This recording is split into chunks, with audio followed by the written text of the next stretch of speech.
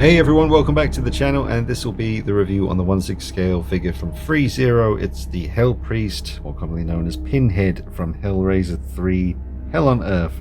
This was very kindly sent to me by Mr. Steve Rinks, and thank you, sir, thank you very much. I've just done the review on the Mezco 1/6 scale figure, which blew me away, and now it's time to do a review on this guy here.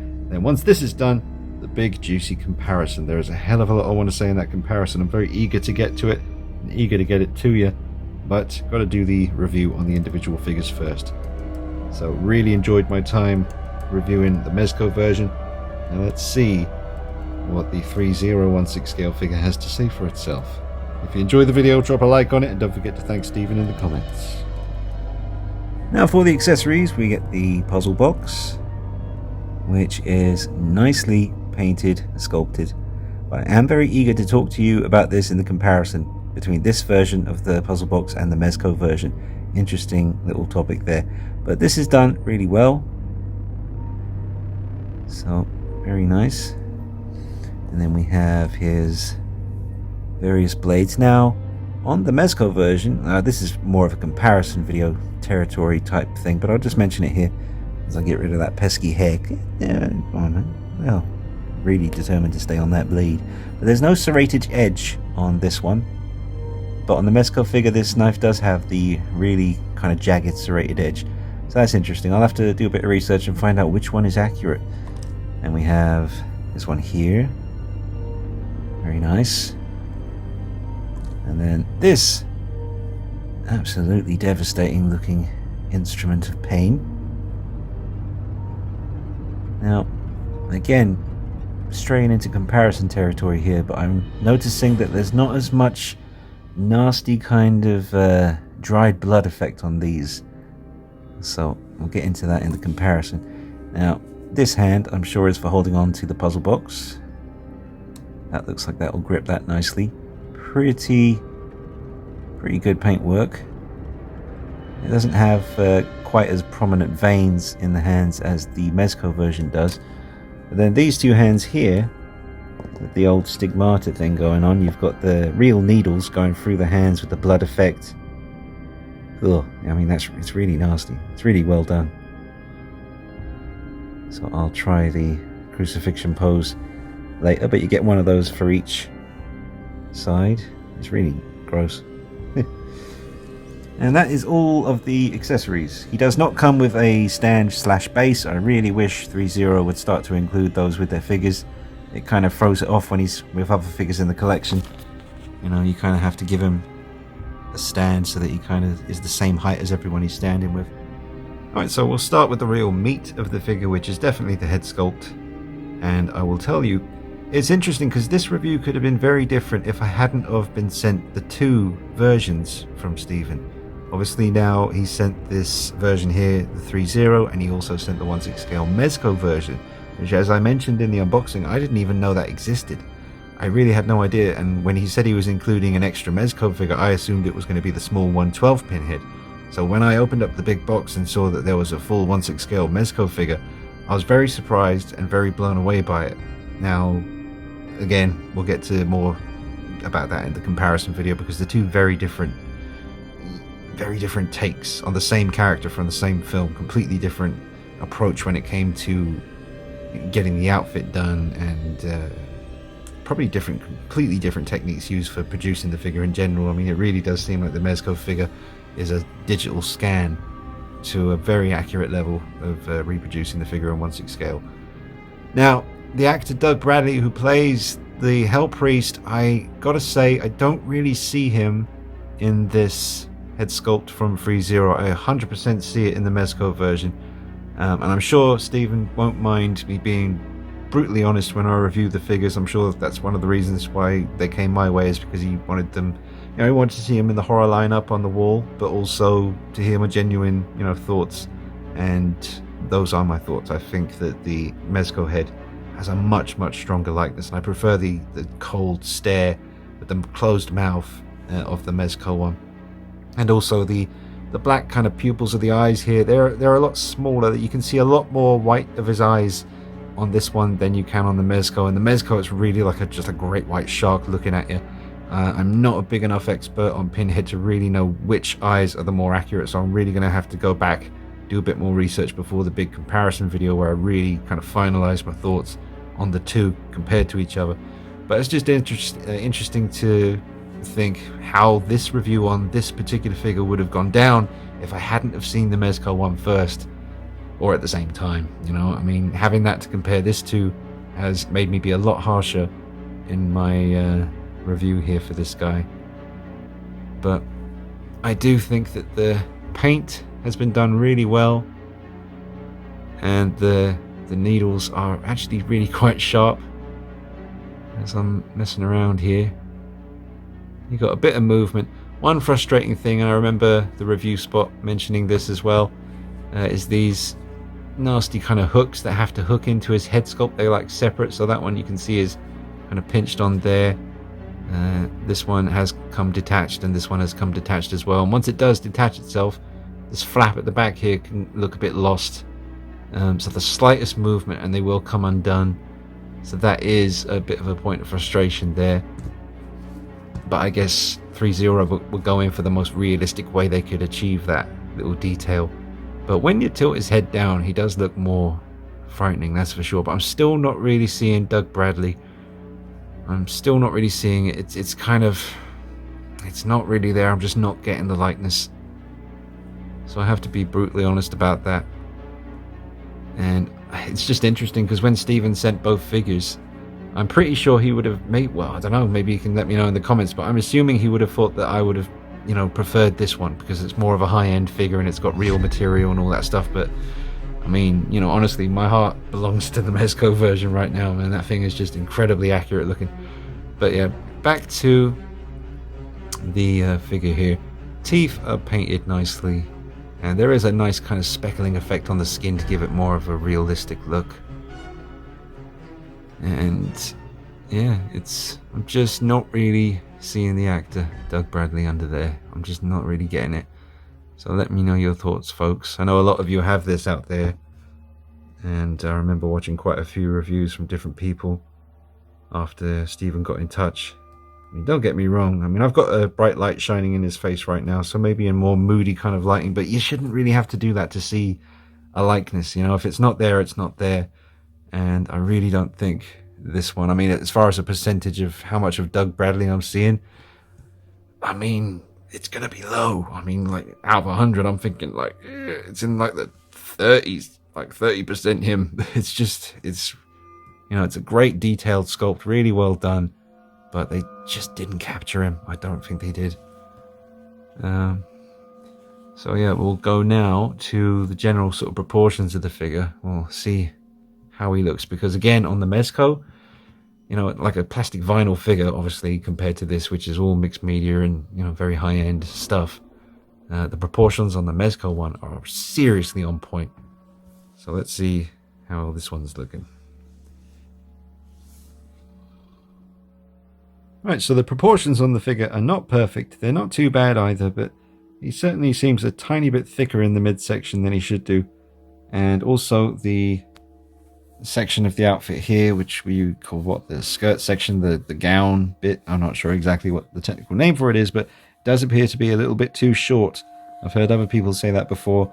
It's a minor detail, but it really does affect the overall look of the figure, and because the material doesn't really have much weight to it and it just kind of hangs the way it hangs, you can't really, you can slightly tweak it, position it, but it's always going to puff out because it doesn't trail on the surface he's standing on.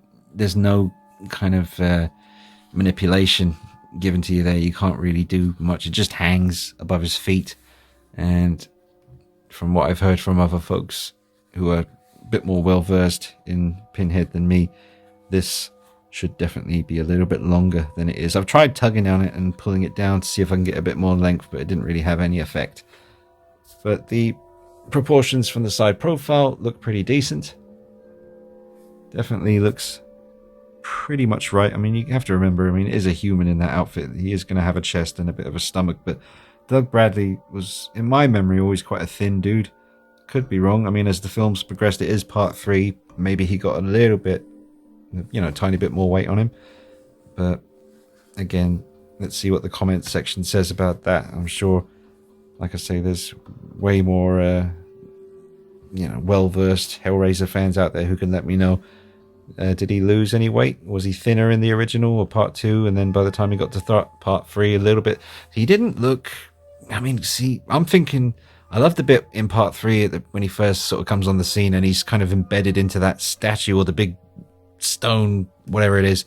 It's probably not stone, but it was... he's just embedded in it and he's trying to feed on people and get strong again so he can get free. And yeah, I remember him being quite thin, so he's not too bad from the side profile. I guess it's the skirt if you sort of tuck that in a bit, he's not too bad. He'll be a tiny bit thicker in the midsection than he should be, and especially compared to the Mezco version, which does seem very, very on point to me. There is quite a massive difference in the proportions between the two, even though they're both 1/6 scale representations. So again, juicy stuff for the comparison, but proportions, they're not too bad. If just the proportions out of 10, I would give a 6.5. That's the kind of area I'm in as far as the proportions go. But the outfit as well, you've got to be careful with these kind of fake leather outfits. I'm already spotting some stuff like where the... let me bring him in a little bit here. I'll just zoom in. Yeah, you can see where that needle is kind of attached there. It's kind of stretching that fake leather, and eventually, if you mess with it too much, that could rip. And, just in my experience, you've got to be very careful, depending on the climate and the conditions of the display, direct sunlight and stuff like that. This kind of fake leather material doesn't tend to last forever, So you just got to bear that in mind. Obviously, that is not even a factor with the Mezco version because it's all, plastic vinyl, whatever it is, but it's not material like this one. But it certainly looks nice. Very nicely done. There's a kind of a texture to this. Now let me lift this up and we'll get a look at his boots. Oh, these look nice. Nice detail, nice weathering as well. So they're nicely done, but you're not getting no articulation at the ankle at all, really. That's quite a thick boot there. They're nice boots. I might rob them for some. I'm joking, I'm not going to rob his boots. If his skirt was long enough, then I could rob his boots because you wouldn't see him anyway. But it's not. It's a short skirt. He's got a short skirt on. Saucy Sally. You've got a nice double bend in the elbow, so good posability in the arms. And you can definitely lift up the arm here at the shoulder. So you can bring the hands up nice and close to the face. And you'll be able to do that crucifix pose, no problem. In fact, I'm going to do that now because I'm going to put in those hands. And we're going to get some stigmata action. Okay, well, you can't really tilt the head to the side like you would want to do for an accurate crucifixion pose that he does in the movie. But the hands with the nails going through them are certainly very gory and detailed. But it doesn't look like Doug Bradley as Hellraiser to me. Even with the kind of light altered a little bit here to hide the eyes and kind of just give you the raw, shadowy look. But just not seeing him. And I hope Stephen doesn't mind me being brutally honest in the review. I mean, I'm sure he's all good with that. I love having the piece, and it's great because I'm able to do a comparison between the two and help so many other collectors make a good decision. So I'm coming at it from that kind of angle. Just being brutally honest, telling you exactly what I think, and trying to steer you in the right direction. If you're only going to get one 1/6 scale Hellraiser that's available on the market right now, I'll let you know which one it is that you should go for. I mean, it's just my opinion. I mean, obviously that looks fantastic. I mean, look at the way the light's catching off the nails, the sneering kind of teeth showing, the outfit catching the light, the fact that you can tell it's really like a real material outfit. It's got that high-end look to it. And a pose like this isn't stressing anything out, so you should be okay. I've got his weapons on his kind of string belt thing, and that looks excellent. I mean, as far as displaying him, that's pretty much what I would go for. So he certainly looks cool posed up like this. Just lacking that likeness to Doug Bradley a little bit. But you're certainly not going to have any problem figuring out who this is supposed to be. I mean, there's only one Hellraiser, and this is it. But for a likeness, I would give it a 5 out of 10. So there are some splatters of blood, which I don't really think you're going to be able to pick up here. It's kind of a you need to see him with the naked eye kind of situation, but all over his arm here I'm seeing little specks of red paint. It's also all over him, really, just little splatters of blood. That's a really nice touch. Because I lifted the arms up for the crucifixion pose, all of the hooks pretty much came undone again, and that will be a little point of frustration for you, so you got to push the head back to get that back one on. But then in order to get this one on, you got to tilt the head slightly over to one side, but then when you do that, this one will more than likely come out. So back and forth you will go, trying to get everything perfect, but then just don't touch it, you know. And it is what it is. It's just the design from the movie. They had to kind of bring that over to 1/6 scale, and I guess that's the only way to do it. If you commit you're going for material and you want it to be like a shrunk down person, then you got to go with, I mean, I guess some people might decide, you know what, I'm just going to glue these in place because I don't want to have to deal with that anymore, which might be an idea. I wouldn't do it myself personally. I think I'll just get in a pose and then just do it and then not touch it for a while. But you would be forgiven for gluing those hooks in place because they do like to just come undone all the time. Well, I'll tell you, I did go back to this and start pulling it down a bit more, and I have managed to, I mean, now you can see where it sort of begins there, which you shouldn't be able to see, but in order to, you can actually pull it down a bit. So now you can't see the shoes anymore, the boots, sorry. You can't see them anymore, and that looks way more accurate. I mean, you're going to be seeing them from the front anyway, so you can still see it, but it's a small price to pay for getting the gown section to come to the right level. And it really just helps. Now, there was something a little bit goofy about seeing the boots. You know, I don't know why that would be goofy, but it did make the figure look a bit goofy seeing the boots. Now you can't. It's just looking a bit more how it should to me. Alright, so bringing up the hands, making use of the double bend in the elbows, bringing those hands up nice and close to the face, with the pins going through the hands. Pretty gnarly looking, and it certainly does help when you tilt the head down. You know, it certainly does help kind of capture the likeness back again, you know, make it look a bit more like Pinhead from the movies. Whereas looking straight up, you sort of lose him a little bit. It starts to look like someone else's Pinhead.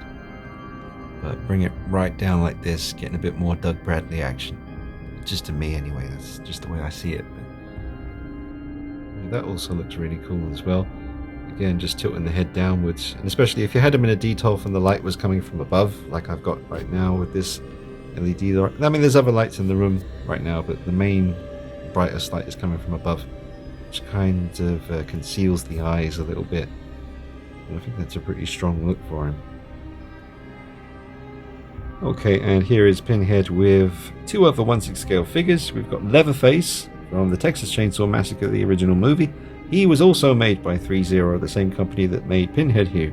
And then we have the Sideshow Collectibles figure of Jason, which is pretty much, I guess, based on the Part 3 Jason. I don't really think it says on the box that it's actually from Part 3. I think they kind of do this weird generic horror version of each character. Like Freddy is apparently from the Dream Warriors, but doesn't really look like him.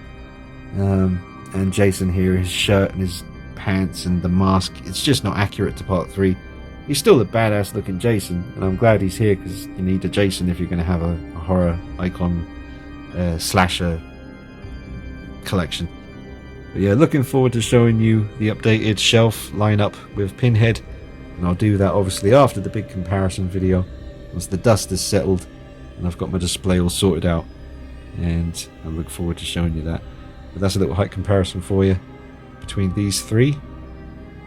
I didn't want to include Michael Myers because I've customized the hell out of them all. They've all got different bodies now and different boots, coveralls, heads and all that stuff, so it's not really fair because you wouldn't really have the same thing to compare it to. But these are basically stock figures on either side. I mean, I've done a little mod to the hairline, added a bit more blood, pinked up the shirt a little bit, added some blood to the chainsaw, dyed the clothes, or attempted to dye the clothes. It didn't really take on Jason, but they are basically stock figures, all of three of them. Alright folks, so I'm going to wrap up the review because I'm very eager to get to the comparison video. There's so much I want to show you, so much I want to say, and I can't wait to get to that. So I will finish up and give you my final score here on the figure. I would give him a 7 out of 10, which is a good score. 7 is good, 8 is very good, 9 is excellent, and 10 would be a masterpiece. So I would put him in the good 7 area. That comes down to the fact that the likeness to the actor is not really there for me at all. It's an excellent head sculpt even so, but I just, having seen the Mezco one and how deadly accurate that looks to Paul Bradley, his proportions, his likeness, just the frame of the man, I think, it has really made me be a little bit more harsh when I'm judging this one. Now, obviously you got the frustrating factor of the pins or the hooks at the back of the neck keep coming undone, but what else could Threezero really do? That's just the design from the movie that they have to shrink down to 1/6 scale. If they had have permanently put these hooks in place, then people would have forgot about it and tried turning the head and lifting it up and down, and you would have torn the collar section, which already is starting to happen, but it shouldn't get any worse. Once I stop reviewing him and messing about, I'll just get them in place and leave that section of the figure alone. But they do come out even when you move the arm, to be honest, so it's going to happen. It is frustrating, but it just is what it is, and I don't really blame Threezero. They just had to replicate it as best as they could. Massive thank you again to Stephen for sending this figure along with the Mezco version. Absolutely amazing that you would do that, sir. Thank you so much for thinking of me and supporting the channel. It really does mean so much. I hope you've enjoyed the 2 reviews, Stephen, and I hope you enjoy the comparison video coming up. That goes for all of you guys out there as well. Really can't wait for you to see the comparison. It's probably the most excited about doing a video I've been in quite some time, so I really am genuinely pumped to get the 2 figures side by side and talk about all the little details and compare them to each other. So look out for that one coming up real soon, folks. I'll give the 2 reviews here a little bit of time to marinate on the channel, that you sink it all in or soak it all up. That's what I mean. And yeah, I'm really looking forward to bringing you that video. So thank you again to Stephen. Absolute legendary dude. Thank you so much, and thank you to everyone out there who's supported the channel over the years and who still does. I think about all you guys every day, and it just humbles me, man. Thank you so much for all the love and support. Alright, so 7 out of 10 for this guy. A fine piece, but certainly, not perfect, but very few figures are perfect. And there's not too many versions of Pinhead in 1/6 scale. For all I know, it's just this version and the Mezco one. Maybe that's all there is in 1/6 scale. So I guess that makes the comparison even more compelling. For some of you out there are going to be wondering, maybe it's time to bite the bullet and add Pinhead to your horror collection, but which one should you get? We'll see. Well, you already know the answer to that anyway. Thank you, Stephen, and thank you, everyone. I'm going to go now. Drop a like on the video, make sure you subscribe to the channel, and hit the bell icon next to the subscription button. That way you get notifications every time I drop a video. You won't be late to the party. See you later. Take it easy. Bye-bye.